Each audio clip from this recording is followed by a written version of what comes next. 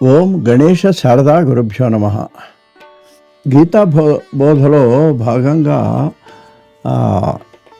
బుద్ధి యోగానికి కర్మయోగం ఈ రెండిట్లో ఉండేటువంటి కర్మయోగం అంటే ఇక్కడ నా ఉద్దేశం సకర్మయోగం అండి. అంటే కామ్యకర్మలు గతంలో చెప్పాం, యజ్ఞయాగాదులు చేయటం, స్వర్గాలవి పొందాలని, లేకపోతే ఏదైనా కోరికలతో వ్రతాలవి చేయటం, ఇవన్నీ కూడా కామ్యకర్మలు.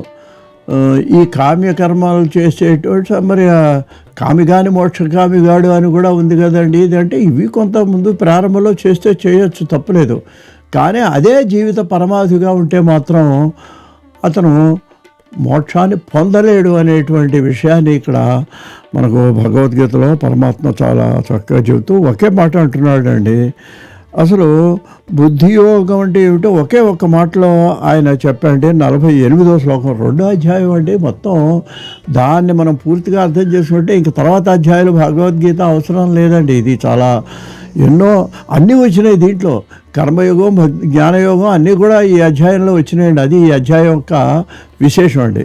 దీంట్లో ఆయన అంటాడండి 48వ శ్లోకంలో, యోగస్థః కురు కర్మాణి సంగం త్యక్త్వా ధనంజయ సిద్ధి అసిద్ధ్యో సమో భూత్వా సమత్వం యోగ ఉచ్యతే అన్నాడు. యోగా అంటే ఏదో మనం యోగాసనాలు వేయటం కాదండి. యోగా అనే మాటకి ఇక్కడ బుద్ధి యోగము, మన బుద్ధి యోగాన్ని చెబుతున్నాడు. ఏమిటా బుద్ధి యోగం అంటే, సిద్ధి అసిద్ధో సమోభూత్వ.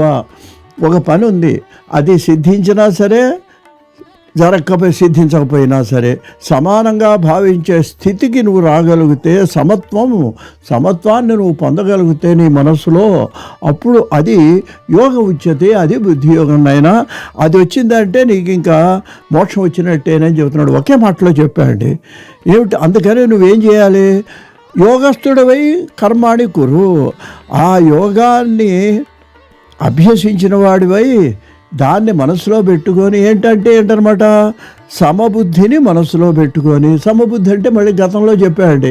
అంటే ఏంటి? ద్వంద్వాలకు, సుఖదుఖాలు, శీతోష్ణాలు, ఇటువంటి వాటన్నింటినీ కూడా సమంగా స్వీకరించేటువంటి స్థితికి నువ్వు వచ్చి అప్పుడు నువ్వు పంచేవయ్యా. అలా నువ్వు చేసినట్లయితే దాన్ని ఏమంటారు? బుద్ధియోగం అంటారు.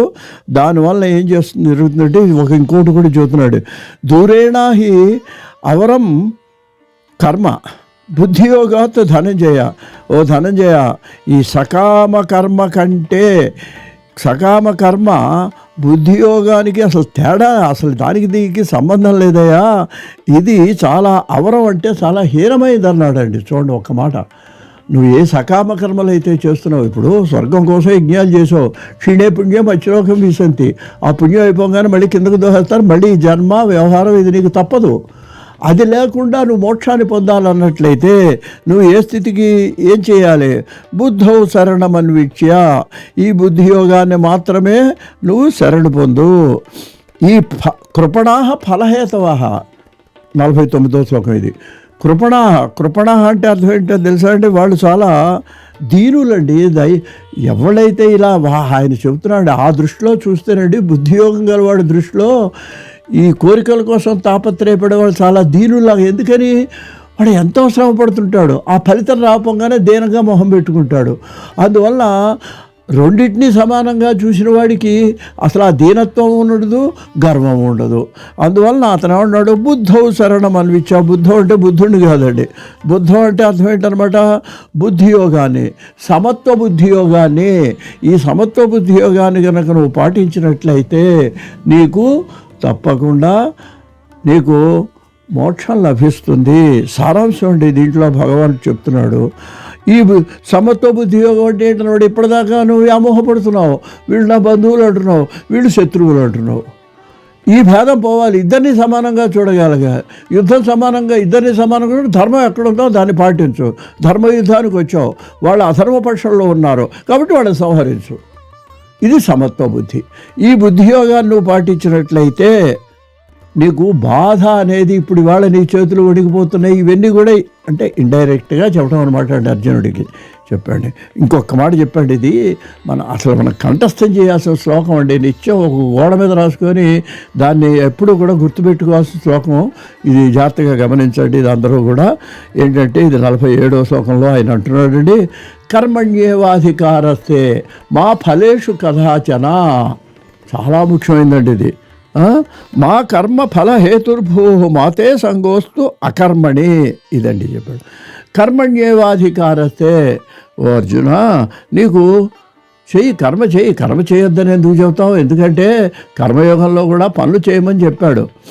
ఆ పనులు చేస్తూ మొట్టమొదటి సకర్మ చేస్తూ ప్రారంభించిన తర్వాత నువ్వు ఎట్లా ఏ స్థితికి రావాలంటే క్రమంగా చూడండి, 5వ తరగతి 10th క్లాసు ఇంటర్మీడియట్ ఇట్లా నేను ఆ 10th క్లాస్లోనే కూర్చుంటానంటే కుదరదు కదా వాడికి.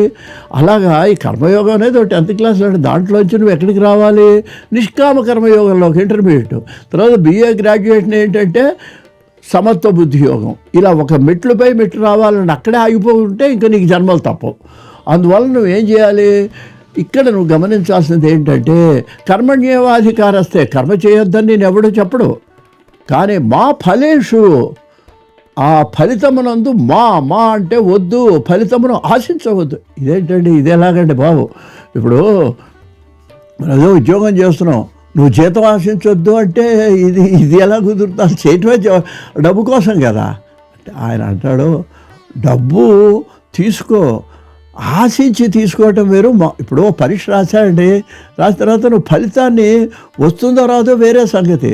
పాస్ అయితే సంతోషపడు, పాస్ కాకపోతే కూడా బాధపడద్దు. సమాన దృష్టితో ఉంటే అప్పుడు నీకు ఇప్పుడు ఆత్మహత్యలు ఏంటండి? ఇవన్నీ కూడా పరీక్షలు అవ్వలేదరా? ఇంటర్మీడియట్ విద్యార్థులు ఎంతమందోనండి తల్లిదండ్రులు ఖర్చు పెట్టారని వాళ్ళకు మొహం చూపెట్టలాగా ఆత్మహత్యలు చేసుకునే వాళ్ళు మన పేపర్లో చూస్తున్నామండి. మనం ఈ ప్రపంచంలో జరుగుతున్నాయి. అందువల్ల ఏంటి?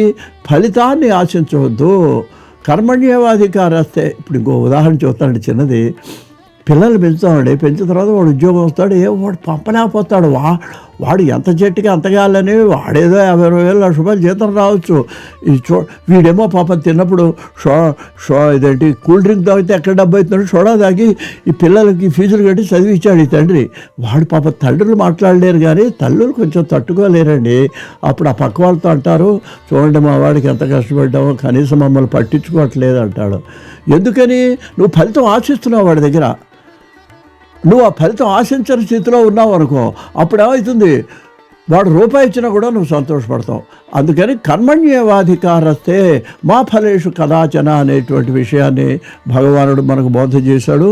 తర్వాత విషయాలు నెక్స్ట్ ఎపిసోడ్లో చెప్తాను. స్వస్తి.